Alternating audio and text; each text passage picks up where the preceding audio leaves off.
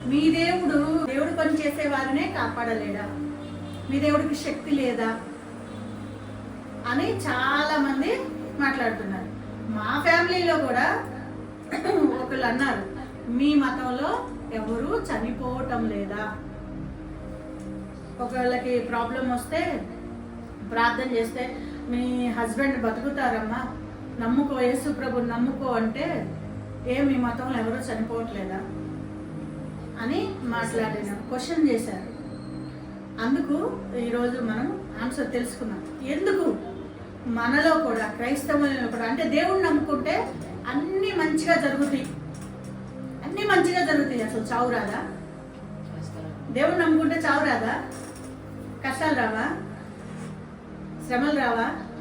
అన్నీ వస్తాయి. కానీ దాంట్లో పడి మనం నశించం. అన్నిట్లో నుంచి దేవుడు పక్కనే ఉండి ఆయన తండ్రి తన కుమారుణ్ణి ఎత్తుకొని నది దాటించినట్లుగా ఆయన తన భుజాల మీద ఎత్తుకొని మనల్ని అన్ని శ్రమల్లో నుంచి దాటవేస్తాడు. మరి ఎందుకు చనిపోతున్నారు? ప్రకాష్ గంటల గారు కానీ ప్రవీణ్ పగడాల గారు కానీ వాళ్ళు ఆ విధంగా హత్య చేస్తున్న సమయంలో దేవుడు తప్పించవచ్చు కదా. అలా ప్లాన్ చేస్తున్న సమయంలో ఆయన అటువైపు వెళ్లకుండా తప్పించవచ్చు కదా, మార్గాన్ని మళ్లించవచ్చు కదా. ఇప్పుడు ఈయన కిడ్నీ ప్రాబ్లం 30 సంవత్సరాలు. ఆయన ఆ న్యూస్ చూశాకే నేను ఆయన మెసేజ్ ఒకటి విన్నా. న్యూస్ చూశాకే మనకి ఇంత గొప్ప దైవజనులు ఉన్నారా అనిపిస్తుంది. ఆయన ఒక మాట చెప్పాడు, నవ్వుతూనే, ప్రతి దానికి నవ్వుతూ చెప్తున్నారు.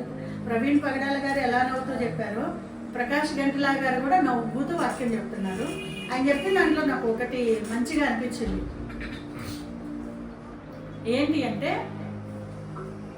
ఆయన కిడ్నీ ప్రాబ్లంతో సిల్వర్ జూబ్లీ అంట 1992 నుంచి ఆయన చెప్పిన మెసేజ్ సంవత్సరము 2017. ఈ మెసేజ్ ఆయన చెప్పినప్పుడు 2017లో చెప్పాడు. ఆయన 2017లో ఆయన చెప్పిన మాట ఏంటంటే, నేను కిడ్నీ ప్రాబ్లంతో సిల్వర్ జూబ్లీ చేసుకుంటున్నాను. అంటే సిల్వర్ జూబ్లీ మనం మ్యారేజ్ చేసుకుంటాం కదా, 25 yearsకి సిల్వర్ జూబ్లీ మనం చేసుకుంటాం. కానీ ఆయన కిడ్నీ ప్రాబ్లంతో సిల్వర్ జూబ్లీ చేసుకుంటాం. అంటే గత 1992 నుంచి 2017లో ఆయన మెసేజ్ ఇచ్చినప్పటికీ 25 సంవత్సరాల నుంచి కిడ్నీ ప్రాబ్లంతో బాధపడుతున్నాడు. అయినా ఆయన ఆ ప్రాబ్లంని బయటకి ఎక్కడా చూపించలేదన్న. కిడ్నీ పెయిన్ నేను స్వయంగా చూశాను, ఎంత భయంకరంగా ఉంటుందో మా నాన్నగారి విషయంలో. ఆ నొప్పి తట్టుకోలేదు, అది చాలా మైండ్ని డిస్టర్బ్ చేస్తూ ఉంటుంది. కానీ ఆయన మెసేజ్లో ఎక్కడా కూడా కొంచెం అన్న బాధ కానీ, ఆయన మెసేజ్లో ఎన్ని విన్నా కూడా నవ్వుతూనే ఉంటాయి. అది ఎలా సాధ్యమో అని అంటే ఆయన చెప్పిన ఒకటే మాట, ఇది క్రైస్తవులకు మాత్రమే సాధ్యము. లోపల అపవాది శోధిస్తున్నా, ఎన్ని శ్రమలున్నా, ఎన్ని కష్టాలున్నా, ఎన్ని బాధలున్నా వాళ్ళు బయటికి చూపించరు.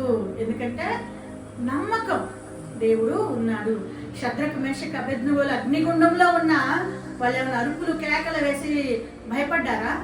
లేదు, మా దేవుడు మమ్మల్ని తప్పిస్తాడు. ఇంకా వాళ్ళు అన్న అద్భుతమైన మాట ఏంటంటే, ఈ అగ్నిగుండం నుంచి మమ్మల్ని బయటికి తీసుకురావడానికి మా దేవుడు సమర్థుడు. అయినా ఒకవేళ తప్పించకపోయినా రాజా మాకు దిగులు లేదు.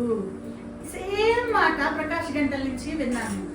నా దేవుడు స్వస్థపరుస్తాడు, ఒకవేళ స్వస్థపరచకపోయినా సంతోషమే అన్నాడు. అన్నట్లుగానే ఆయన 2017లో ఈ మెసేజ్ చెప్పాడు. 2025 ఆగస్టు 15వ తారీఖు ఆయన చనిపోయారు. ఆగస్టు 15వ తారీఖు. మరి ఎందుకు ఆయన్ని బలమైన వాక్యాన్ని ప్రకటిస్తున్నాడు? ఎంతో గొప్ప దైవజనుడు, భక్తిపరుడు, వివాహం కూడా చేసుకోలేదు. ఇప్పుడు మన అంత్యక్రియల్లో భార్య షీబాని చూపించారు. అంటే 2017లో ఆయన అన్నాడు, నాకు పెళ్లి కాలేదు అని అన్నాడు. ఆ మెసేజ్లో నేను వివాహం చేసుకోలేదు అన్నాడు. మేబీ 2017 తర్వాత మరి చేసుకొని ఉండవచ్చు. ఆయన భార్య షీబా అని చూపిస్తున్నారు. అంటే దాదాపు 8 సంవత్సరాలు అయ్యి ఉంటుంది. 5-6 ఏళ్ళ 2017 నుంచి 25 వరకు 8 ఏళ్ళు. అంటే వివాహం అయ్యి 8 సంవత్సరాలే పాపం ఆ షీబా సిస్టర్కి. మరి కొత్తగా వివాహం అయింది. వాళ్ళు ఎన్నో ఆశలతో ముందుకు వెళ్తున్నారు. దేవుడు ఎందుకు కాపాడలేదు? దేవుడు ఎందుకు వాళ్ళ ప్రార్థన ఆలకించలేదు. ఆయన మంచివాడే కదా, భక్తిపరుడే కదా. ఈ క్వశ్చన్కి ఆన్సర్ ఉందా? మరి ఎంతో ప్రార్థన చేసి ఉంటారు కదా, సంఘం అంతా ప్రార్థన చేసి ఉంటుంది కదా, ఇంకెంతో మంది దైవజనులు ఆయన కోసం ప్రార్థన చేసే ఉంటారు కదా, స్వస్థత వరాలు ఉన్న వాళ్ళందరూ ఎంతో మంది ఆయన కోసం ప్రార్థన చేసే ఉంటారు కదా. దేవుడు ఎందుకు ఆయనకు అవకాశము ఇవ్వలేదు? ఆయన ఎందుకు చనిపోయారు? ప్రవీణ్ పగడాల గారు కూడా ఎందుకు చనిపోయారు? ఆ ప్రమాదం నుంచి, ఆ దుష్టుల నుంచి దేవుడు ఎందుకు తప్పించలేదు? మన ప్రతి క్వశ్చన్కి ఆన్సర్ బైబిల్లోనే ఉంటుంది. బైబిల్లో లేకుండా ఎవరైనా సమాధానం చెప్పారు అని అంటే అది వారి సొంత ఆలోచన. బైబిల్లో నుంచి చెప్తేనే అది 100% నిజం. బైబిల్ లేకుండా చెప్పారంటే అది వారి మాటలు మాత్రమే. అందుకని వారి మాటలు, వారి సొంత ఆలోచనలు ఎవరైనా చెప్తే బైబిల్లో ఉందా అని అడగాలి. దీనికి ఆన్సర్ బైబిల్లో ఉంది. ఎందుకు భక్తి పరులు చనిపోతున్నారు? 139వ కీర్తన 16వ వచనం.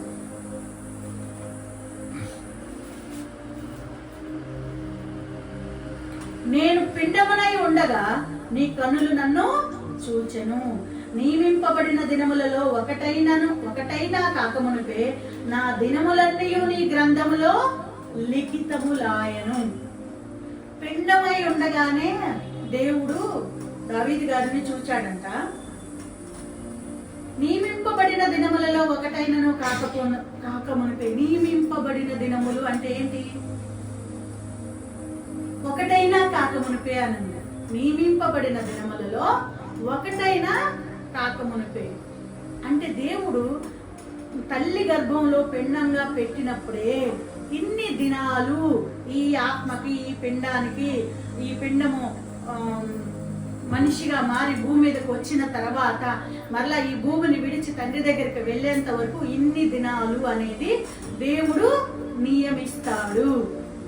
హల్లెలూయా, హల్లెలూయా, హల్లెలూయా. అంటే ప్రతి ఒక్కరికి తల్లి గర్భంలో పడిన వెంటనే, పిండముగా తల్లి గర్భంలో పడిన వెంటనే దినములు నియమించబడతాయి. ఎన్ని దినాలు అనేవి నియమింపబడతాయి.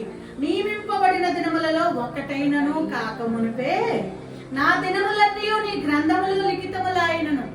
అంటే ఒక్క రోజు కూడా, అంటే పిండముగా తల్లి గర్భంలో రూపింపబడిన ఒక్క దినం కూడా గడియక మునిపే దేవుడు తన దగ్గర ఉన్న గ్రంథాల్లో రాస్తాడంట. హిందువుల్లో కూడా చిత్రగుప్తుడు చిట్టా రాస్తాడు అని అంటారు కదా. చిత్రగుప్తుడు తన గ్రంథంలో రాస్తాడు, ఇదిగో నువ్వు చేసిన ఎన్ని పాపాల చిట్టా ఉంది అని అంటారు. వాళ్ళు తెలిసి అన్నారో తెలియక అన్నారో కానీ పరిశుద్ధ గ్రంథం కూడా అదే చెప్తుంది. పరిశుద్ధ గ్రంథంలో కూడా ఉంది. మనకు పిండముగా నియమింపబడిన తర్వాత మన దినాలు, అంటే నువ్వు భూమి మీద ఎన్ని దినాలు ఉండాలి అనేది నియమిస్తాడు దేవుడు. అది నియమించిన తర్వాత దాన్ని గ్రంథములో రాసి పెడతాడు. గ్రంథంలో నియమింపబడిన దినములు ఒకటైనను కాకమునిపే నా దినములన్నీ నీ గ్రంథంలో లిఖితములాయనను. దేవుని దగ్గర గ్రంథాలు ఉన్నాయి. ప్రకటన గ్రంథంలో గ్రంథములు విప్పబడెను అని ఉంటుంది. ప్రకటన గ్రంథం 19వ అధ్యాయంలో గ్రంథములు విప్పబడిన, ఆయన దగ్గర గ్రంథాలు ఉన్నాయి. ఎన్ని గ్రంథాలు అనేది మనకి సంఖ్య తెలియకపోవచ్చు కానీ గ్రంథాలు ఉన్నాయి. అందులో ఒకటి జీవ గ్రంథము. ఆ జీవ గ్రంథంలో పేరు ఖచ్చితంగా ప్రతి క్రైస్తవుడు సంపాదించుకోవాలి. ఆ పేరు నువ్వు సంపాదించుకోకపోతే నువ్వు క్రైస్తవుడిగా జీవించి వ్యర్థమే. ఇప్పుడు మనం తెలుసుకున్నది ఏంటి? మన దినాలు నియమించబడతాయి. అవి గ్రంథంలో దేవుడు రాసి పెడతాడు. స్త్రీలకు బాగా తెలుసు. మనం వంటగదిలో వంట సామాను వాడుతూ ఉంటాము, గ్రాసరీస్ తెచ్చుకుంటూ ఉంటాం. కొంతమంది జ్ఞానం కలిగిన స్త్రీలు గ్రాసరీస్ తెచ్చుకునేటప్పుడు వాటి మీద డేట్ చెక్ చేస్తారు. అవునా? ఏ డేట్ అది? Expiry date. అంటే ఆ ప్రోడక్ట్ ఎంత సమయం వరకు వాడాలి, తర్వాత దానిని యూజ్ చేస్తే ప్రమాదము. ఏదన్నా ఒక అల్లం పేస్ట్ కానీ, ఏదైనా ఈ టమాటా సాస్ కానీ, ఇంక ఏదైనా ఒక గ్రోసరీ ఐటమ్ మన వంటగదిలో వాడేది కానీ, లేకపోతే మెడిసిన్స్ కానీ ఏ ఐటమ్కైనా ఎక్స్పైరీ డేట్ ఉంటుంది. ఆ ఎక్స్పైరీ డేట్ తర్వాత దానిని ఉంచినా వాడుకున్నా ఏమవుతుంది? ప్రమాదం. ఎలా అయితే గ్రాసరీస్కి మనం ఇంట్లో వాడుకునే వస్తువులకి ఎక్స్పైరీ డేట్ ఉంటుందో, ప్రతి మనిషికి తల్లి గర్భంలో పిండముగా రూపింపబడిన మొదటి దినమే దేవుడు ఎక్స్పైరీ డేట్ రాస్తాడు. ఎక్స్పైరీ డేట్ ప్రతి వ్యక్తికి రాస్తాడు. అందుకే మనం చాలా మంది ఎక్కువ కాలం బతకాలని చాలా ప్రయాసపడుతూ ఉంటారు. వేస్ట్. ఇప్పుడు కాస్ట్లీ ఆహారం తిని కాస్ట్లీ వస్తువులు ఉపయోగించే వాళ్ళేమో 120 సంవత్సరాలు బ్రతుకుతున్నారా? ఆవకాయ అన్నంతో ముద్దపప్పుతో తినే వాళ్ళు ఏమన్నా 50 ఏళ్ళకి 40 ఏళ్ళకి ఏమన్నా చనిపోతున్నారా? లేదు కదా. ఇంకా పల్లెటూరు వాళ్ళే మీరు గమనిస్తే చూడండి, సిటీ వాళ్ళకంటే ఆరోగ్యంగా ఉంటారు. వాళ్ళు మనలాగా పిజ్జాలు, బర్గర్లు, థమ్స్అప్లు, చాక్లెట్లు ఇవేమి తినరు. కాస్ట్లీ ఫుడ్ ఏమి తినరు. కాస్ట్లీ, ఇప్పుడు ఉదయం వాటర్ కూడా చూసాం, alkaline water, costly water, alkaline water, purifier, ఒక్క ప్యూరిఫైర్ 4 lakhs అంట. వాటర్ ప్యూరిఫైర్ అంత కాస్ట్లీ ప్యూరిఫైర్ వాటర్ తాగుతున్నా వాళ్ళు ఏమైనా ఎక్కువ 100 సంవత్సరాలు బ్రతుకుతున్నారా? 120 సంవత్సరాలు బ్రతుకుతున్నారా? లేదు. ఎందుకంటే వాళ్ళు ఏది చేసినా వాళ్ళ ఎక్స్పైరీ డేటు మారదు. నువ్వు ఏ అన్నం తిన్నా, ఏ పచ్చడి తిన్నా, ఏ కూర తిన్నా, ఏది తాగినా, నువ్వేది చేసినా నీ ఎక్స్పైరీ డేట్ అనేది మారదు. దేవుడు నువ్వు ఈ భూమి మీద ఎన్ని దినాలు ఉండాలని నిర్ణయించాడో అన్ని దినాలు మాత్రమే నువ్వు ఉంటావు. నువ్వే ప్రయాస చేసినా. అలా అని రోగం వస్తే చూపించుకోకుండా అలా ఉండకూడదు. నేను నా దినాలు ఎన్నుంటే అన్నే ఉంటాను. ఇప్పుడు లారీకి ఎదురుగా వెళ్ళి నిలబడి ఆయుష్ ఉంటే బ్రతుకుతాను, లేకపోతే చస్తాను అనేది మూర్ఖత్వం. అంటే నీ దినాల కంటే ముందే నువ్వు పోవటానికి నువ్వు నిర్ణయించుకున్నావు. అలా అజ్ఞానంతో మూర్ఖత్వంతో వెళ్ళిన వాళ్ళు కూడా బైబిల్ గ్రంథంలో ఉన్నారు. ఆ ఎక్స్పైరీ డేట్ని దాటి కూడా బ్రతికిన వ్యక్తి కూడా మనకి బైబిల్ గ్రంథంలో ఉన్నాడు. ఎక్స్పైరీ డేట్ దాటి జీవించాలనే కోరిక ఉంటే అది ప్రమాదం కదా. మనం ఇంట్లో వంట సామాను కానీ మెడికల్ సంబంధించిన కానీ ప్రమాదం. అట్లాగే హిజ్కియా కూడా ఆయన ఎక్స్పైరీ డేట్ కంటే ఎక్కువగా బ్రతకాలని ఆశపడ్డాడు. 15 సంవత్సరాల ఆయుష్ని అడిగాడు. ఆయన ఎక్స్పైరీ డేట్కి చనిపోయి ఉంటే ఇశ్రాయేలీలకు అంత శ్రమ వచ్చేది కాదు. కానీ దేవుని బ్రతిమలాడి నాకు ఆయుష్ కావాలని కన్నీటి ప్రార్థన చేసి ఆయుష్ సంపాదించుకొని ఇశ్రాయేలీలకి భయంకరమైన శోధన తెచ్చిపెట్టాడు. భయంకరమైన శోధన తెచ్చిపెట్టాడు. అందుకే ఎక్స్పైరీ డేట్ వరకు చాలు. అందుకే ఈయన ప్రకాష్ గంటల గారి ఎక్స్పైరీ డేట్ దేవుడు రాసింది ఎప్పుడు? 2025 సంవత్సరము ఆగస్టు నెల 15వ తారీఖున పలానా సమయములో అని దేవుడు ఏనాడో రాసి పెట్టాడు. అరే ఆయన బాగున్నాడు కదా, భక్తిపరుడు కదా, బ్రతికించవచ్చు కదా అంటే ఆయన డేట్ ఎప్పుడో నిర్ణయింపబడింది. ఇంకా అవసరం లేదు. ఆయన ఇంత సేవ చేయాలి, ఇంత పని చేయాలి, ఆయనకు అప్పగించిన పని ఆయన ముగిసిపోయింది. యేసుక్రీస్తు కూడా మరి సాక్షాత్తు దైవ కుమారుడేగా. యేసుక్రీస్తు సాక్షాత్తు దైవ కుమారుడే కదా. ఆయన 100 సంవత్సరాలు జీవించవచ్చు కదా, దేవుని పరిచయం ఇంకా చెయ్యొచ్చు కదా. 33 సంవత్సరాలకి సిలువ మరణం ఎందుకు పొందాలి? 100వ సంవత్సరంలో సిలువ మరణం పొందొచ్చు కదా. దేవుడు నియమించాడు, అంతవరకు చాలు. నువ్వు ఈ పని చేస్తే, ఇన్ని సంవత్సరాల్లో ఈ పని చేస్తే చాలు. ఎవరి సామర్థ్యానికి తగ్గట్టు దేవుడు వాళ్ళకి పని అప్పగిస్తాడు. ఒక్కొక్కరికి ఒక్కొక్క రకమైన సేవను, ఒక్కొక్కరికి ఒక్కొక్క రకమైన పరిచర్యని దేవుడు తన సేవకులకు వాళ్ళ పని కంప్లీట్ అయితే దేవుడు వాళ్ళ ఎక్స్పైరీ డేట్ ముగించేస్తాడు. దేవుడు శక్తి లేక కాదు, వాళ్ళని బాగు చేయలేక కాదు, వాళ్ళని ఆ ప్రమాదం నుంచి తప్పించలేక కాదు. నీ ఎక్స్పైరీ డేట్ వస్తే నువ్వు ఇంట్లో ఉన్నా, బయటికి వెళ్ళినా, నీకు ఆరోగ్యంగా ఉన్నా కూడా నువ్వు వెళ్ళిపోతావు. జిమ్ చేస్తే హార్ట్ అటాక్, ఇంట్లో ఉన్నా సడన్ గా హార్ట్ అటాక్ రావచ్చు. ఏ ఆరోగ్యం లేకపోయినా దిట్టంగా బలంగా ఉన్నా నేను 100 ఏళ్ళు బతుకుతానని అనుకోవటానికి వీలేదు. నీ ఎక్స్పైరీ డేట్ ఏంటో నీకు తెలియదు, కానీ దేవుడికి తెలుసు.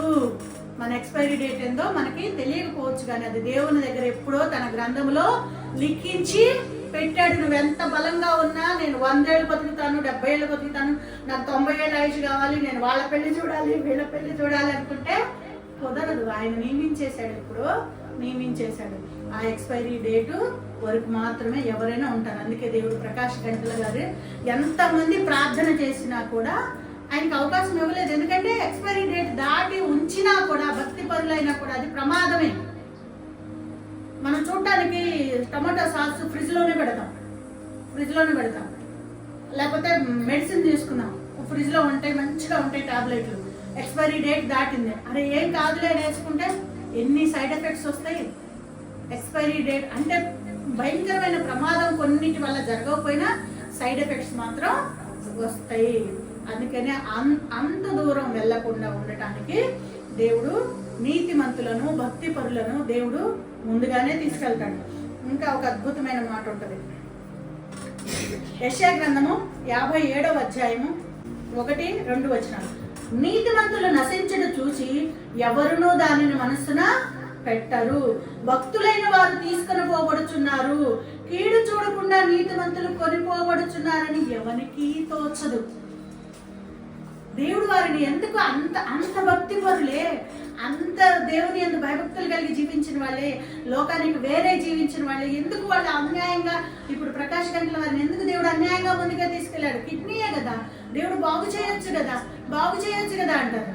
ఏమో ఒక వ్యక్తి ఒక కిరాణా షాప్కి వెళ్ళి తాగుదామని కూల్ డ్రింక్ తీసుకొని వస్తూ దాంట్లో స్ట్రా వేసుకొని తెచ్చుకున్నాడు. అక్కడే తాగాలని, ఇంటికి వెళ్ళి తాగాలని కాదు, తాగాలని వస్తూ ఉంటే వేరే మళ్ళీ రిటర్న్లో ఒక వ్యక్తి ఆ షాప్కి వెళ్తున్నాడు. తను ఫాస్ట్గా వెళ్తున్నాడు. ఆ ఫాస్ట్గా వెళ్తూ అతన్ని తగలటం వల్ల అతను ఎంతో ఆశగా తాగాలని నోటి దాకా వచ్చింది, తాగలేకుండా కింద పడిపోయింది. తర్వాత తను మరలా ఇంకొంచెం దూరం వెళ్ళిన తర్వాత, నిరాశతో నిస్పృహతో ఇంకొంచెం దూరం వెళ్ళిన తర్వాత ఒక చెట్టు కింద నించుంటే కాకి రెట్ట వేసింది. అసహించుకొని ఆ చొక్కా మీద అది తుడుచుకొని యువతలకు వచ్చిన తర్వాత అతనికి చర్చి కనపడిన తర్వాత అతను ఆ చర్చి లోపలికి వెళ్ళి ప్రార్థన చేసుకున్నాడు. ఎందుకు ప్రభువా ఇలా చేశావు? నేను ఎంతో దప్పికతో, దాహంతో, ఆశగా తాగాలని కొనుక్కొని నోటికి అందించే లోపల నేలపాలు చేశావే నాయన. శుభ్రంగా స్నానం చేసి వచ్చాను, ఆ కాకి రెట్ట వేసి నన్ను నా బట్టలన్నీ ఖరాబ్ చేసింది. ఎందుకు దేవుడా ఇలా చేశావు అని అంటే, దేవుడు అతనికి ఒక కళ్ళ ముందు దర్శనాన్ని చూపించాడు. ఆ బాటిల్ మీద ఎక్స్పైరీ డేట్ చూపించాడు. ఆ డేట్ అయిపోయి దాదాపు 5-6 నెలలు అయింది.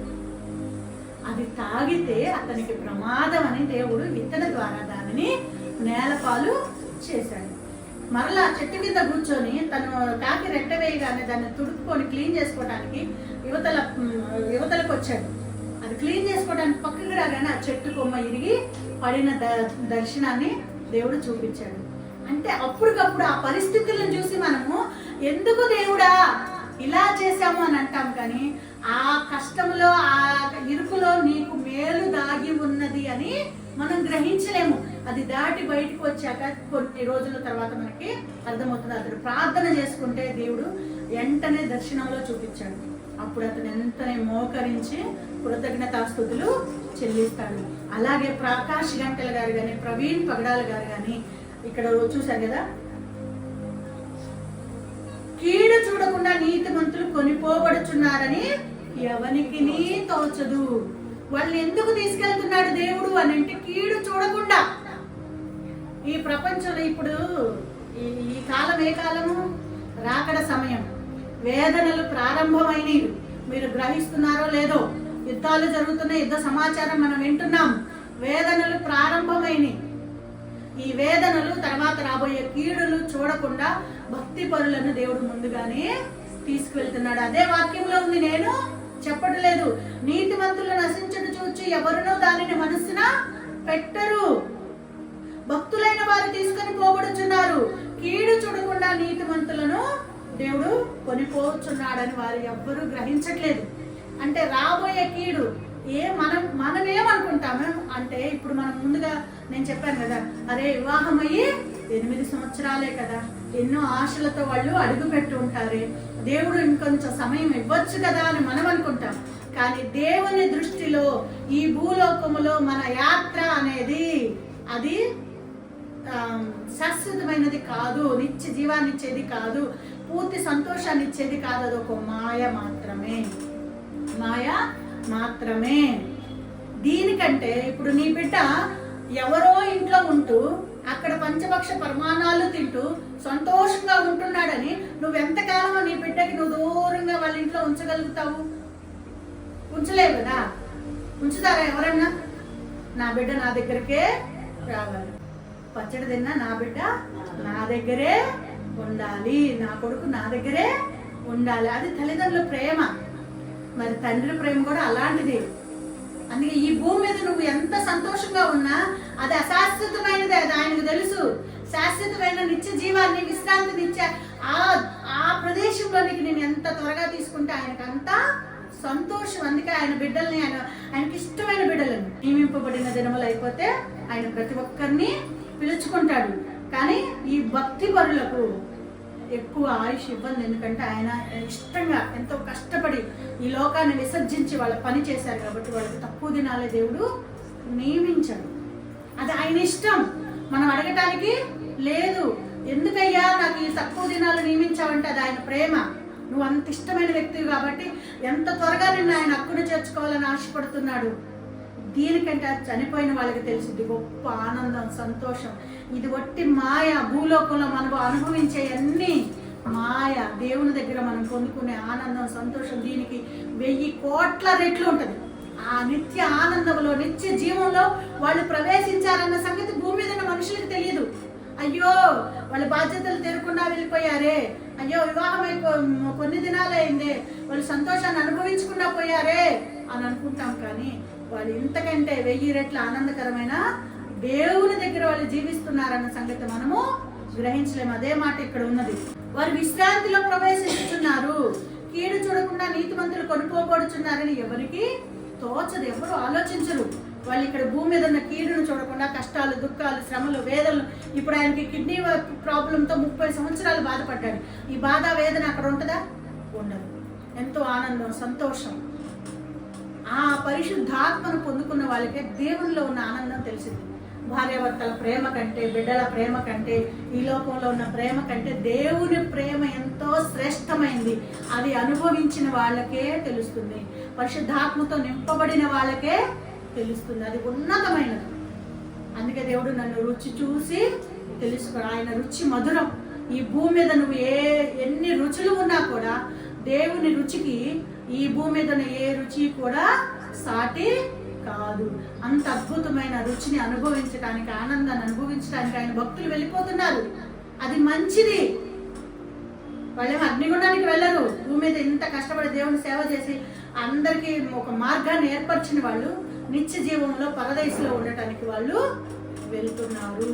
అది మంచిది. వాళ్ళు విశ్రాంతిలోనికి వెళ్తున్నారు. యోబు గ్రంథం 42వ అధ్యాయము 16వ వచనం.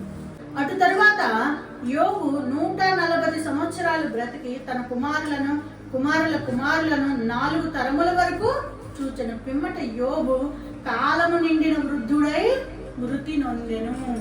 కాలము నిండిన వృద్ధుడై అంటే అతనికి కూడా ఒక కాలము ఉన్నది. అందుకే అతనికి ఎంత భయంకరమైన వ్యాధి వచ్చినా, ఎన్ని శ్రమలు వచ్చినా చచ్చిపోయాడా?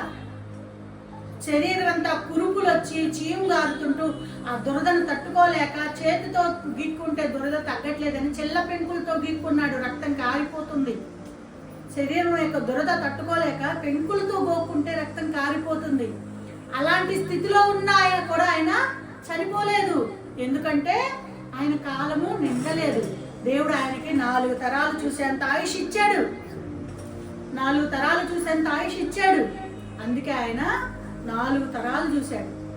కాలము నిండిన వృద్ధుడై ఎన్ని సంవత్సరాలు బ్రతికాడు? 140 సంవత్సరాలు బ్రతికాడు. 140 సంవత్సరాలు బ్రతికి కుమార్తెలను 4 తరాల వరకు చూసి కాలము నిండిన వృద్ధుడై చనిపోయాడు. అంటే ప్రతి మనిషికి ఒక కాలం అనేది నిర్ణయించబడి ఉంటుంది. కీర్తన గ్రంథము 104:19. సూర్యుడికి ఎవరన్నా చెప్తున్నారా ఈ సమయానికి నువ్వు ఉదయించాలి, ఈ సమయానికి నువ్వు అస్తమించాలి అని?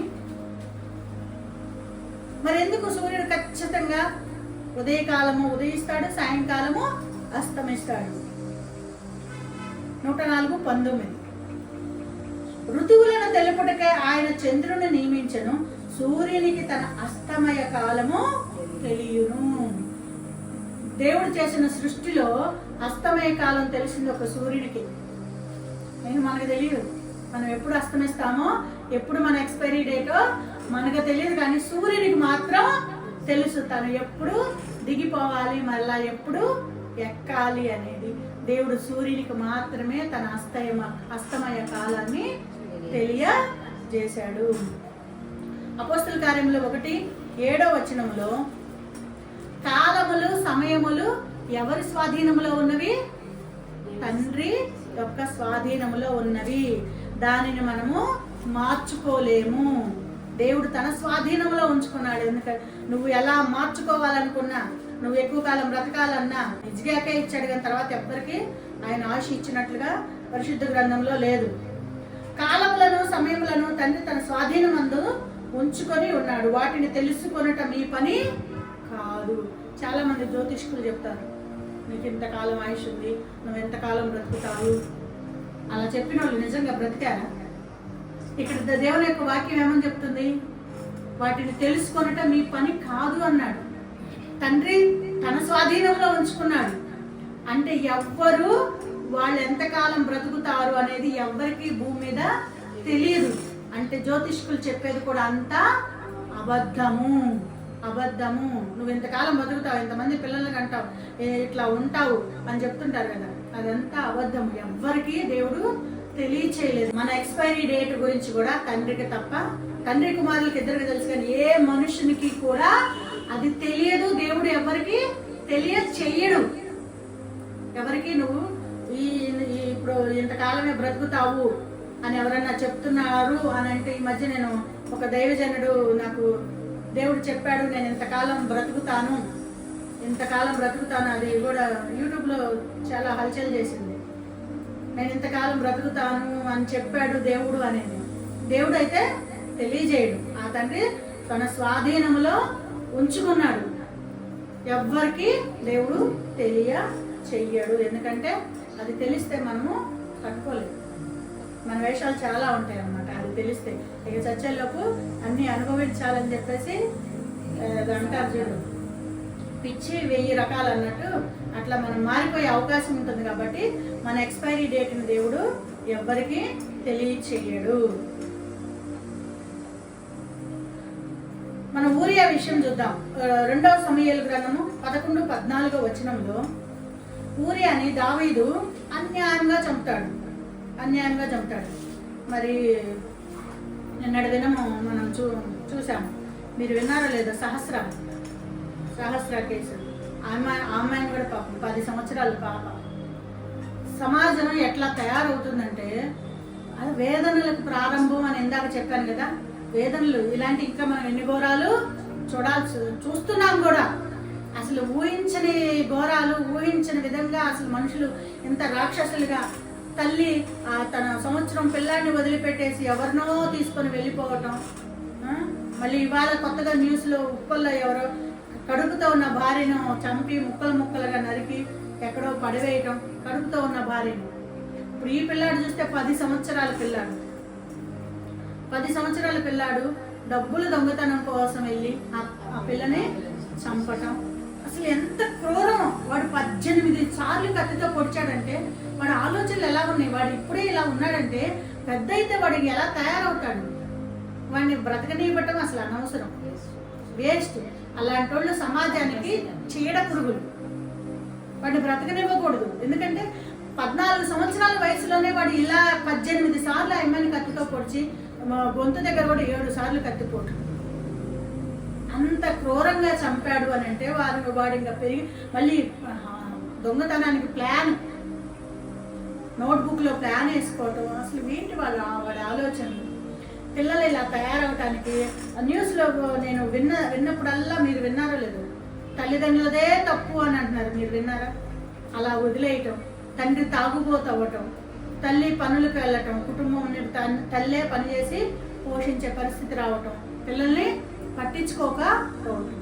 ఎంత తండ్రి తాగుబోతయ్యాడు, నువ్వు కష్టపడి పని చేస్తున్నావు, పిల్లల్ని పోషిస్తున్నావు, అయితే పిల్లల్ని గాలికి వదిలేస్తావా? వదిలేసావు. అందుకే మేము సామెతల గ్రంథంలో మీకు ఒక మాట ఎప్పుడు చెప్తుంటాను. తండ్రి శిక్షించిన కుమారుడు, సామెతలు 13వ అధ్యాయము, బెత్తము వాడని వాడు తన కుమారునికి విరోధి, కుమారుని ప్రేమించువాడు వానిని శిక్షించును. బాలులను శిక్షించుట మానుకొనకము, 23వ అధ్యాయం, బెత్తముతో వానిని కొట్టినేడల వాడు చావుకుండును, బెత్తంతో వానిని కొట్టినేడల పాతాళంలోకి పోకుండా వాని ఆత్మను నీవు తప్పించుదువు. బెత్తముతో కొట్టాలంట. ఎప్పుడు కొట్టాలి? ఇట్లాంటి పనులు చేస్తాడు. నువ్వు డబ్బులు ఇవ్వకుండా వాడు ఫోన్ తెచ్చుకొని వాడుతున్నాడు అని అంటే విన్నారా మీరు? వాడు ముందుగా ఫోన్ తెచ్చుకున్నాడంట. మేము డబ్బులు ఇవ్వలేదు, వాడికి ఫోన్ ఎలా వచ్చిందో అని ఇప్పుడు చెప్తుందంట ఆవిడ. ఏం ఫోన్ తెచ్చుకున్నప్పుడు ఏం చేశా? కర్ర తీసుకొని బాధొద్దా? నీకు ఫోన్ ఎక్కడి నుంచి వచ్చిందిరా? ఏం చేసి సంపాదించావు? ఏ తప్పుడు పని చేసావు? దొంగతనం చేసావా? ఎవరి దగ్గర నుంచి అన్న లాక్కున్నావా? ఎవరి దగ్గర ఏం చేసి? అంటే ఏదో ఒక తప్పుడు పని చేస్తేనే కదా వచ్చింది. నువ్వు చదువుకునే పిల్లాడివి, నీకు ఫోన్ కొనుక్కోవడానికి డబ్బులు ఎక్కడివి అని కర్ర తీసుకొని బాధి ఆ విషయం తెలుసుకొని ఆ ఫోన్ ఎవరిదో వాడికి అప్పచెప్తే కూర్చోబెట్టి, అయ్యా నీకు ఏదైనా కావాలంటే కష్టపడి చదువుకో, మన కుటుంబ పరిస్థితి ఇది, మేము తిండి పెట్టి చదివించగలుగుతాము, మీ గొంతెమ్మ కోరికలు మేము తీర్చలేము, మీ గొంతెమ్మ కోరికలు మీరు తీర్చుకోవాలంటే ఇది కాదు మార్గం, కష్టపడి చదువుకోండి, చదువుకొని ఉద్యోగం తెచ్చుకున్న తర్వాత మీకు నచ్చినట్టు మీకు కావలసినవన్నీ మీరు కొనుక్కోండి. మాకు ఆ స్థితి లేదు. ఉంటే తల్లిదండ్రులు ఎవరైనా దేశాన్నే కదా ప్రపంచాన్నైనా తెచ్చి బిడ్డలకి ఇవ్వాలనే ఆశపడతారు. ఏ తల్లిదండ్రి అయినా భూమి మీద బిడ్డలు అడిగింది ఇవ్వాలనే కోరుకుంటారు. కానీ వాళ్ళ దగ్గర ఆ స్తోమత లేకపోతే ఏం చేస్తారు? ఏమీ చేయలేరు. అలా బుద్ధి నేర్పి ఉంటే, వాడిని బెత్తమతో కొట్టి ఉంటే వాడు ఈ రోజున చావకుండా ఉండేవాడు. వాక్యం ఇవాళ మీకు క్లియర్గా అర్థమవుతుంది. ఇవాళ వాడు చచ్చినట్టేగా జీవితకాలం అంతా ఆయన ఎక్కడో బతకాలి. వాడికి మరణ శిక్ష వేయడానికి కూడా లేదంట. మైనర్ వాడిని శిక్షించడానికి లేదు. జ్యుడిషియల్ కోర్టులో ఎక్కడో వాడిని ఉంచుతారంట జీవితకాలం. వేస్ట్ కదా. ఇవాళ నీ కుమారుడిని ఆ రోజే నువ్వు ఆ ఫోన్ తెచ్చినప్పుడే వాడిని బెత్తంతో కొట్టి కూర్చోబెట్టి వాడు చేసిన తప్పు తెలుసుకొని ఇది తప్పు, దీనివల్ల నీ జీవితం ఇలా నాశనం అయిపోద్ది అని చెప్పి ఉంటే బాగుండేది. ఆ ఫోన్లో వాడు క్రైమ్ సీన్లు చూస్తూ ఓటీటీలో అన్ని ఎలా మర్డర్ చేయాలి, దాని నుంచి ఎలా తప్పించుకోవాలి అనేవన్నీ వాడు చూస్తున్నప్పుడు, అందుకే నేను ప్రతిసారి చెప్తుంటా, ఫోన్ చెక్ చేయండి పిల్లలది, ఫోన్ చెక్ చేయండి, పిల్లల్ని గమనిస్తూ ఉండండి, ఎక్కడికి వెళ్తున్నారు, ఎప్పుడు వస్తున్నారు, ఏం చేస్తున్నారు, వారితో కాసేపు మాట్లాడితే మనకు అర్థమవుతుంది.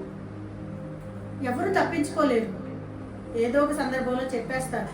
అందుకని ప్రతిరోజు పిల్లలతో ఒక అరగంట, ఒక గంట గడిపితే వాళ్ళు ఏం చేస్తున్నారు అనేది మీకు అర్థమవుతుంది. వాళ్ళ విషయాలు మనకు తెలిస్తే, వాళ్ళు తప్పుదారిలో వెళ్తున్నారంటే మనం చెప్పే అవకాశము, సరి చేసే అవకాశము ఉంటుంది. నువ్వు అలా పిల్లలతో టైం స్పెండ్ చేయకుండా వాళ్ళు ఏ తప్పు చేసినా సమర్థిస్తూ ఉంటే, ఆ తల్లి ఆ రోజు సమర్థించి ఉండొచ్చు. అబ్బా ఫోన్ తెచ్చుకున్నావయ్యా, రూపాయి ఖర్చు లేకుండా మనకి ఇంత ఫోన్ వచ్చిందా, శబాష్ అని మెచ్చుకొని ఉండవచ్చు నేను అనుకోవటం. ఇట్లానే చేయను ఆయన మన మన మన అవసరాలన్నీ తీరుతాయి అని ఉండవచ్చు. అందుకే వాడు దొంగతనానికి ప్లాన్ వేసి ఎంత చక్కగా నోట్బుక్లో రాసుకున్నాడండి, ఎలా వెళ్ళాలి, ఎలా రావాలి, అలా ప్లాన్ వేసుకొని తెచ్చి ఇవాళ వాడి జీవితాన్ని నాశనం చేసుకున్నాడు. ఇందులో తల్లి బాధ్యత. నేను ఒకటే చెప్తా, ఎవరన్నా ఇట్లా పిల్లలు తప్పు చేస్తే పిల్లల్ని అందరూ దోషులుగా నిలబడుతున్నారు, తల్లిదండ్రులను నిలబెట్టి కడిగేయాలి. ఆ శిక్షలో పాలు తల్లిదండ్రులకు కూడా ఉండాలి, లేదంటారా? ఆ శిక్షలో పాలు తల్లిదండ్రులకు కూడా ఇవ్వాలి. వాళ్ళు అలా వదిలేయబట్టే వాళ్ళ జీవితం ఇలా నాశనం అయింది. టీచర్స్ కూడా, కొంతమంది టీచర్స్ కూడా ఓన్లీ పుస్తకాల్లో ఉండే పాఠాలే కాకుండా ఎవ్రీడే పిల్లలకి ఇలాంటి కొంచెం నీతి విషయాలు, ఇలాంటి తప్పుడు పనులు చేస్తే తర్వాత పర్యవసానం ఏంటి, వాళ్ళ బ్రతుకులు ఎలా ఉంటాయి, ఏదో ఇప్పుడు ఎన్ని న్యూస్లు చూస్తున్నాం మనము. తప్పు చేసిన వాళ్ళు ఎవరన్నా తప్పించుకుంటున్నారా? ఎవ్వరూ తప్పించుకోవట్లేదు. ఏదో ఒక సందర్భంలో ఒక క్లూ ద్వారా వాళ్ళు దొరికిపోతున్నారు, దానివల్ల జైలు పాలవుతున్నారు. ఆ జైలు పాలయ్యి ఎందుకు అంత నరక యాతన? మనం చక్కగా దేవుని నియమాలు, రాజ్యాంగం ప్రకారం జీవిస్తూ బ్రతికితే, మన కట్టుబాట్ల ప్రకారం మనం జీవిస్తే ఎంత సంతోషంగా జీవించవచ్చు అనే పిల్లలకి నేర్పితే చాలా బాగుంటుంది. ఇప్పుడు సహస్ర చాలా అమాయకురాలు. ఆ తల్లి చక్కగా డాన్స్ నేర్పిస్తుంది, ఆ బిడ్డ కోసం పోస్ట్ ఆఫీస్లో డబ్బులు దాస్తుందంట. ఆడపిల్ల కదా, ఎంత ముందుగా ఎంత ప్లానింగ్ ఉంది. దేవుడు కాపాడి ఉండొచ్చు కదా. ఆ రోజు స్కూల్ ఉంటే అమ్మాయి తప్పించుకునేది, కానీ స్కూలు లేదు. అంటే ఆ సహస్రాకి దేవుడు అంతవరకే నియమించాడు. దేవుడు ఆ అమ్మాయికి నియమించబడిన దినములు అంతే. మరి ఇది దేవుడు చేసిన పనే కదా, మరి ఆ పిల్లాన్ని మనం ఎందుకు తిట్టాలి అనేవాళ్ళు కూడా ఉంటారు కదా. ఇప్పుడు ఊరియాని దావీదు చంపించాడు. మరి ఇప్పుడు నేను ముందు చెప్పిన వాక్యం ప్రకారం ఇదంతా దేవుడు ప్లానింగే కదా. ఆయన నియమింపబడిన దినములు కంప్లీట్ అయితే ఎవరైనా వెళ్ళిపోవాల్సింది. అది ఇంట్లో ఉన్నా చనిపోతారు, బయటకు వెళ్ళినా. ఏ అనారోగ్యం లేకపోతే హార్ట్ అటాక్ రూపంలోనో ఏదో కాలు జారి బాత్రూంలో కాలు జారి పడి ప్రాణం పోయిన వాళ్ళు ఎంతమంది. బాత్రూంలో కాలు జారితే ప్రాణం పోతుంది, అది డైరెక్ట్ తలకు తాగుతుంది, దానివల్ల ప్రాణం పోతుంది. యాక్సిడెంట్ రూపంలో, అనారోగ్యాల రూపంలో, అట్లా ఏదో ఒక రూపంలో ప్రాణం అయితే పోతుంది. మరి దేవుడు నియమించబడిన దినములు అయిపోతే అలా చనిపోతున్నారు. ఇప్పుడు వీళ్ళు కూడా ఇప్పుడు ఎంతో మంది మర్డర్లు చేస్తున్నారు. ఇప్పుడు మనకు బైబిల్లో నేను ఊరియాని ఎందుకు చూపిస్తున్నా అంటే, ఇక్కడ మన భూమి మీద కూడా ఇలా ప్లాన్ చేసి చంపుతున్నారు, ఎన్నో హత్యలు చేస్తున్నారు. మరి ఇది కూడా దైవ నిర్ణయమే కదా, దైవ నిర్ణయమే. కానీ అలా చేసిన వారికి శ్రమ. వాళ్ళు అలా చేయకుండా ఉండటానికి దేవుడు వాళ్ళని ఎన్నోసార్లు గద్దిస్తాడు. దావీదు గారిని కూడా ఆ రోజు బత్షెబాను చూసే అవకాశం లేకుండా చేయటానికి యుద్ధాన్ని నియమించాడు. యుద్ధానికి కంపల్సరీ రాజు వెళ్ళాలి, కానీ వెళ్ళలా. ఇంట్లో ఉన్నాడు. ఇంట్లో ఉండి అపవాదికి చిక్కవలసి వచ్చింది. ఈ అబ్బాయి కూడా తల్లి దండించి మార్చే అవకాశాన్ని ఇచ్చాడు. ఫోన్ తెచ్చి ఇంట్లో వాడుతున్నాడు, కానీ తల్లి పట్టించుకోలే, వదిలేసింది, సంతోషపడింది. ఆ సంతోషం ఆ పిల్లాడి జీవితాన్ని నాశనము చేసింది. ఇలా ప్రతి మనిషి చెడ్డగా మారకుండా ఉండటానికి దేవుడు అవకాశాలు ఇస్తాడు, కానీ వాళ్ళు మారరు. మనం చూద్దాం మత్తయి సువార్త 26వ అధ్యాయము 24. మనుష్య కుమారుని గూర్చి రాయబడిన ప్రకారం ఆయన పోవుచున్నాడు గాని ఎవరి చేత మనుష్య కుమారుడు అప్పగింపబడుచున్నాడో ఆ మనుష్యునికి శ్రమ. అంటే రాయబడింది, దేవుడు కూడా ఇస్కరియోతు యూదా ద్వారా అప్పగించబడతాడు, సిలువకి అప్పగించబడతాడు, సిలువ మరణం పొందుతాడు అనేది రాయబడింది. ఇప్పుడు ఈ సహస్ర గాని, ప్రవీణ్ పగడాల గారి హత్య గాని ప్రతిదీ గ్రంథంలో లిఖించబడి ఉంది. దానిని తప్పించడానికి దేవుడు వాళ్ళకి అవకాశం ఇస్తాడు. ఆ దుష్ట మార్గంలో వెళ్లకుండా ఉండటానికి, వారి జీవితాలను బాగు చేసుకోవడానికి దేవుడు అవకాశం ఇస్తాడు, కానీ వాళ్ళు వినరు. మూర్ఖులు అన్నమాట, మూర్ఖులు వినరు, దానిలోనికి వెళ్ళిపోతారు. ఇక్కడ ఇస్కరియోతు యూదాకు కూడా అవకాశం ఇచ్చాడు యేసుక్రీస్తుని ప్రేమించడానికి, యేసుక్రీస్తుని సిలువకు అప్పగించకుండా ఉండటానికి. ఆయనకి చక్కగా క్యాష్ దగ్గర ఉండే అధికారాన్నే ఇచ్చాడు. అంతకంటే ప్రాముఖ్యత ఏముంది? ఆయన వెంబడి తిరిగే శిష్యులందరిలో డబ్బుల సంచి ఎవరి దగ్గర ఉంది? ఇస్కరియోతు యూదా దగ్గరే ఉంది. అంత ప్రధాన స్థానాన్ని ఇచ్చినా కూడా ఇంకా దేవుడి మీద కోపం. డబ్బుల కోసమే కదా యేసుక్రీస్తుని అప్పగించింది. అదే డబ్బుల సంచి నిత్యము నీ దగ్గర ఉంటుంది, అయినా కూడా ధనాపేక్ష అతనిలో పోలా. అంటే దేవుడు వాళ్ళలో ఉన్న ఆ మూర్ఖత్వాన్ని, ఆ క్రూరత్వాన్ని తీసివేయడానికి ప్రయత్నం చేస్తున్నా నియమించబడిన దినములు వచ్చేసరికి వాళ్ళు మారటం లేదు. దేవుడు మార్చొచ్చు కదా అంటారు కదా నేను చాలా మంది నోట విన్నా. అసలు వాళ్ళకి ఆ చెడ్డ మనసు ఇవ్వకుండా ఉంటే పోద్దిగా, వాళ్ళు అలా చెడ్డగా మారకుండా ఉంటే పోద్ది కదా. దేవుడు అది మాత్రం చేయడు. మన ఇష్టానికే వదిలేస్తాడు. నువ్వు ఇష్టపడి, నువ్వు సొంతంగా నువ్వు దేవుని హత్తుకోవాలే, కానీ ఆయన నీ హృదయంలో ఉన్న చెడును తీసేయడానికి ఆయన ఇష్టపడు. నువ్వు సొంతంగా రావాలి. అందుకే ద్వితీయోపదేశ కాండం 11వ అధ్యాయం 23వ వచనంలో ఉంటుంది, దీవెనయు శాపమును నీ ఎదుట పెట్టుచున్నాను. దీవెన ఏంటి? ఆయన ఆజ్ఞలు పాటించుట. శాపం ఏంటి? ఆయన ఆజ్ఞలను వ్యతిరేకించుట. రెండు నీ ఎదుటే పెడుతున్నాను. నువ్వేది తీసుకుంటావో అది నీ ఇష్టము. ఆజ్ఞ ఏంటి? దేవుడు. ఆజ్ఞను వ్యతిరేకించడం అపవాది. మనం అపవాదిని కోరుకుంటే మనం ఏమి చెయ్యలేము. దేవుడు ఏమి చెయ్యడు, ఆయన మన ఇష్టానికే మనల్ని వదిలేస్తాడు.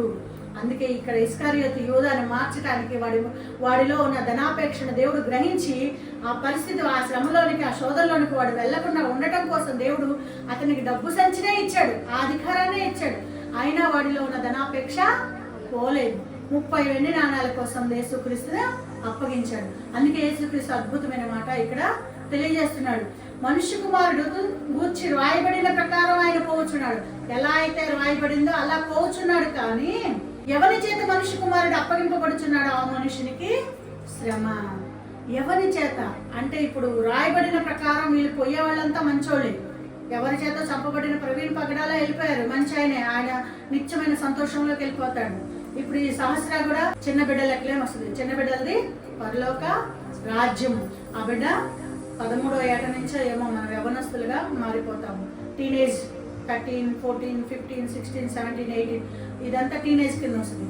13 సంవత్సరాలకు బిలో ఉన్న వాళ్ళంతా చిన్న బిడ్డలు. ఈ చిన్న బిడ్డలంతా కూడా పరలోక రాజ్యానికి డైరెక్ట్ గా వెళ్ళిపోతారు. ఆ బిడ్డ కూడా డైరెక్ట్ గా దేవుని దగ్గర నిచ్చే సంతోషంలోనికి వెళ్ళిపోద్ది. పాపం తల్లిదండ్రులకు బాధ ఏంటంటే ఈ భూమి మీద తను మంచిగా సుఖంగా జీవించలేదే, పెరిగి పెద్ద అయ్యి వివాహం చేసుకొని సంతానాన్ని కానీ ఎంతో అందమైన జీవితాన్ని అనుభవించలేదే అనే బాధ తల్లిదండ్రులకు ఉంటుంది. కానీ అంతకంటే అద్భుతమైన ఆనందకరమైన విశ్రాంతిలోనికి ఆ బిడ్డ వెళ్ళింది. కానీ ఆ బిడ్డని అలా చేసిన వారికి మాత్రము శ్రమ. ఇప్పుడు వాడి జీవితాంతం జైల్లో ఉండాలి. వయసు వచ్చిన తర్వాత, కొంత వయసు వచ్చిన తర్వాత మరి ఏం చేస్తారో మనకి తెలియదు. అందుకే ఇక్కడ మనుష్య కుమారుడు ఎవరి చేత అప్పగింపబడుతున్నాడు ఆ మనుషునికి శ్రమ. ఊరియా చనిపోయాడు, దేవుని దగ్గరికి వెళ్ళిపోయాడు, తన పితరులతో దాచిపెట్టబడ్డాడు. కానీ దావీదు తన బ్రతికినంత కాలం శ్రమ అనుభవించాడా లేదా? అందుకే దావీదు గారి చేత మందిరాన్ని కట్టించుకోవడానికి దేవుడు ఇష్టపడలేదు. నీ చేతిలో రక్తముతో నిండినవి అన్నాడు. అందుకే నువ్వు నాకు మందిరాన్ని కట్టవద్దు. తన కుమారుడి చేత మందిరాన్ని కట్టించుకున్నాడు.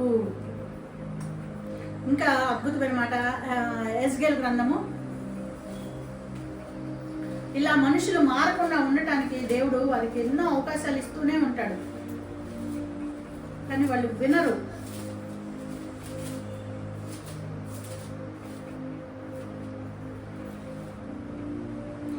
ఎస్గేల్ గ్రంథము 18వ అధ్యాయము 23వ వచనం. దుష్టులు మరణమునందుచేట నాకేమాత్రమైనను సంతోషము కలుగునా, వారు తమ ప్రవర్తనను దిద్దుకొని బ్రతుకుటే నాకు సంతోషము. ఈ దుష్ట మనసు కలిగిన వారు తమ ప్రవర్తన దిద్దుకోవాలని, వాళ్ళు మారాలని ఎన్నో అవకాశాలు కల్పించుంటారు. దేవుడు ప్రవీణ్ పగడాల గారికి మర్డర్ ప్లాన్ వేసినప్పుడు వాళ్ళతో దేవుడు మాట్లాడే ఉంటాడు.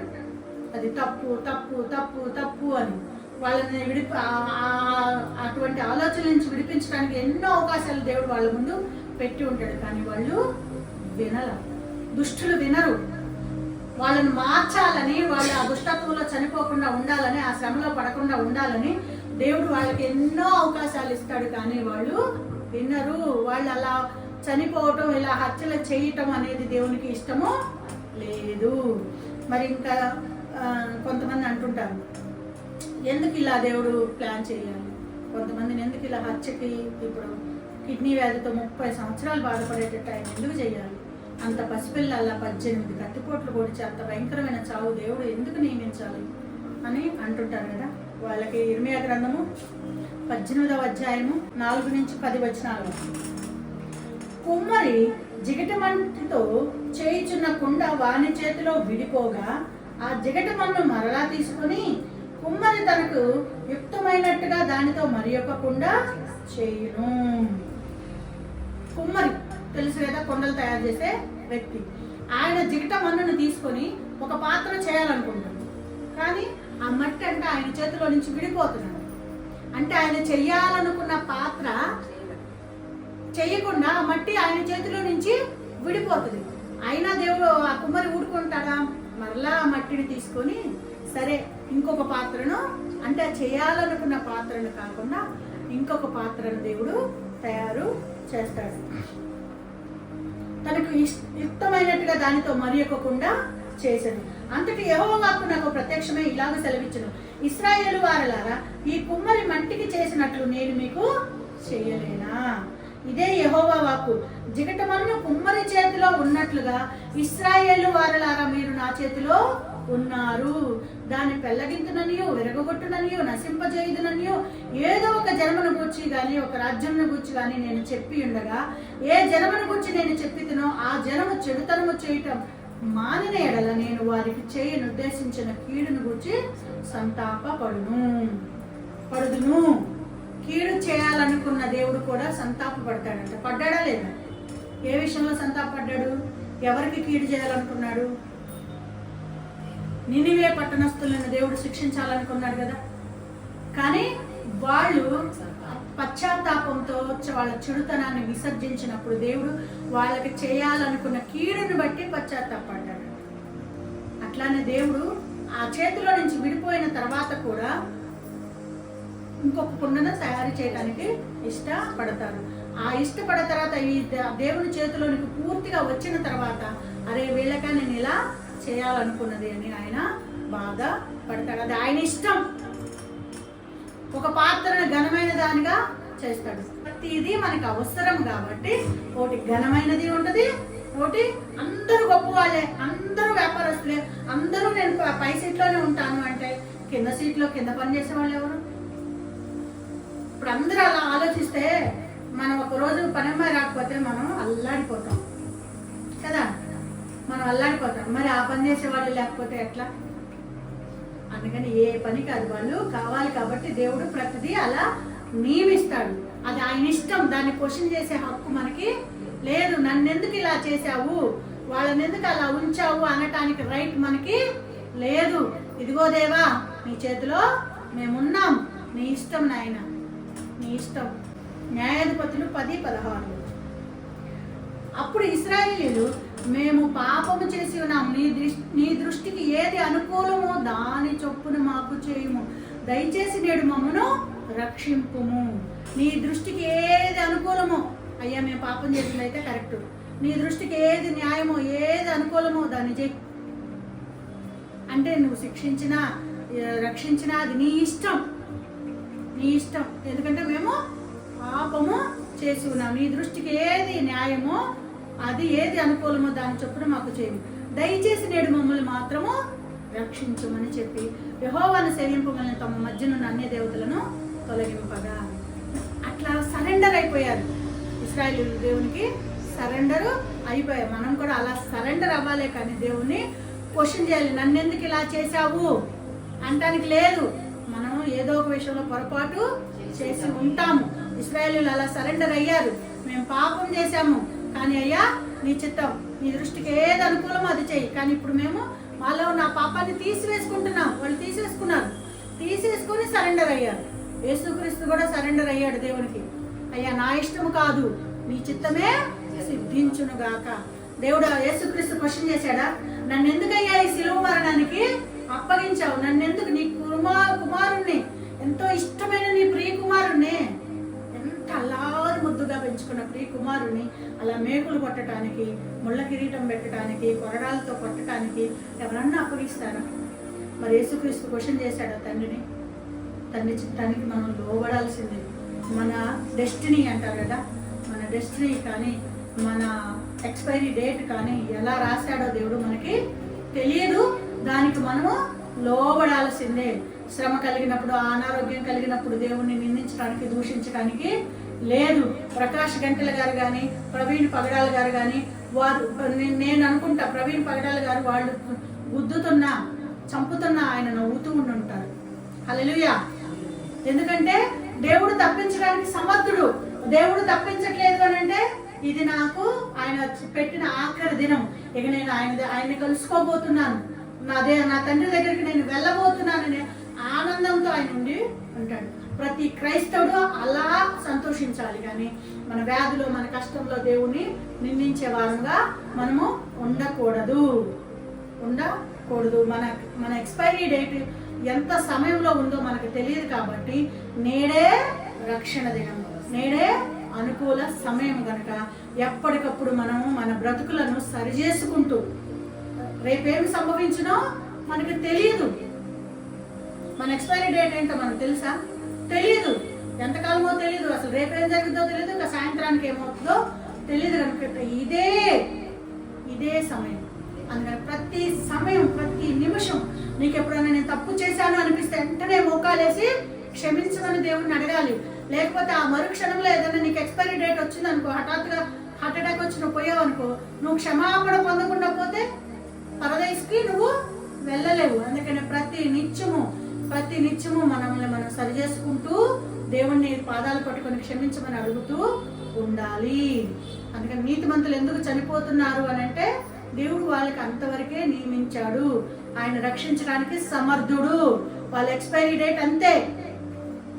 ప్రతి ఒక్కరికి కాలము నిర్ణయించబడి ఉన్నది. ఎన్ని దినాలు అనేది కూడా ఆయన గ్రంథంలో ఏనాడో లిఖించి ఉంచాడు. మనం దానిని మార్చలేము.